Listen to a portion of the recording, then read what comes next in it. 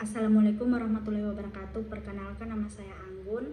Saya dari Prodi D3 Keperawatan. Di sini saya membuat video UTS Bahasa Indonesia. Yang pertama, sebutkan dan jelaskan kedudukan dan fungsi bahasa Indonesia serta berikan contohnya. Bahasa Indonesia memiliki kedudukan dan fungsi yang penting dalam masyarakat. Kedudukan bahasa Indonesia diakui sebagai bahasa resmi negara Republik Indonesia berdasarkan Undang-Undang Dasar 1945. Fungsi bahasa Indonesia yang pertama fungsi komunikatif, yang kedua fungsi pendidikan, yang ketiga fungsi budaya, dan yang keempat fungsi identitas. Contoh komunikatif adalah percakapan sehari-hari di pasar atau di sekolah menggunakan bahasa Indonesia. Contoh fungsi pendidikan, siswa belajar matematika, sejarah, atau sains dalam bahasa Indonesia di kelas.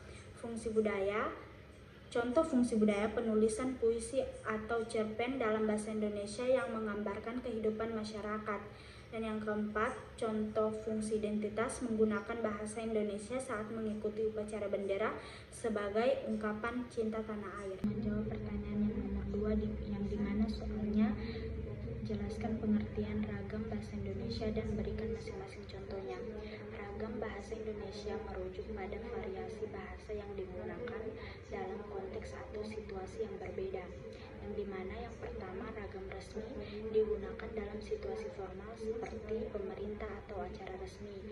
Contohnya, kami mengundang bapak atau ibu untuk hadir dalam pertemuan. Yang kedua, ragam tidak resmi digunakan dalam situasi santai atau akrab. Contohnya, ayo kita ngumpul di kafe besok. Dan yang ketiga, ragam ilmiah, yang dimana digunakan dalam konteks akademik dan penelitian. Contohnya, penelitian ini menunjukkan adanya hubungan antara variabel A dan variabel B.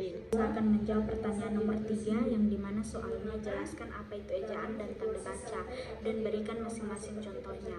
Ejaan adalah sistem penulisan kata yang mengikuti aturan tertentu dalam sebuah bahasa. Contoh, ejaan yang benar, dia pergi ke pasar. Ejaan yang salah, dia pergi ke pasar. Tanda baca adalah simbol yang digunakan dalam tulisan untuk memisahkan kalimat, mengatur ritme, dan membantu membaca memahami makna.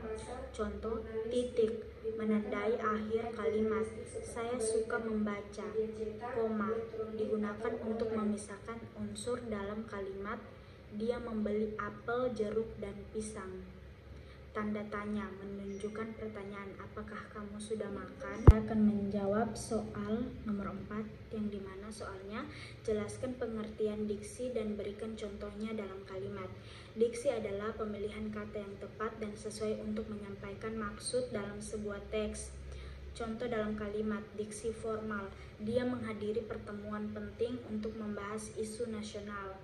Diksi informal, dia pergi ke rapat penting buat ngobrolin masalah negara.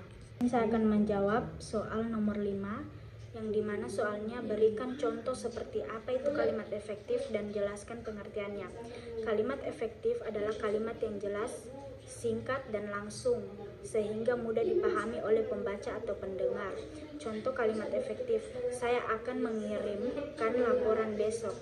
Kalimat tersebut langsung menyampaikan maksud tanpa membingungkan sehingga pembaca dapat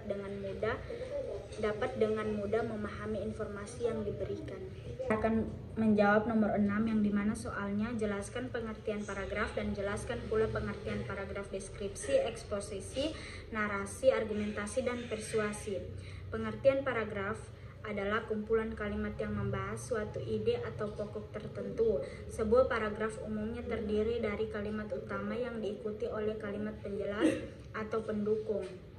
Jenis-jenis paragraf. Paragraf deskripsi bertujuan untuk menggambarkan suatu objek, tempat, atau pengalaman dengan detail yang jelas sehingga pembaca dapat membayangkannya. Paragraf eksposisi menyampaikan informasi atau menjelaskan suatu konsep dengan jelas dan objektif. Paragraf narasi menceritakan suatu peristiwa atau cerita dengan urutan waktu tertentu. Paragraf argumentasi berfungsi untuk meyakinkan pembaca tentang suatu pendapat atau pandangan tertentu.